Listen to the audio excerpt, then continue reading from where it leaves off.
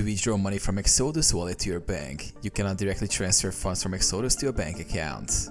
Exodus does not support direct fiat withdrawals. However, you can follow these steps to convert your crypto to fiat and then transfer it to your bank account. Convert crypto to fiat. Open Exodus wallet and go to the Exchange tab. Choose the cryptocurrency you want to withdraw.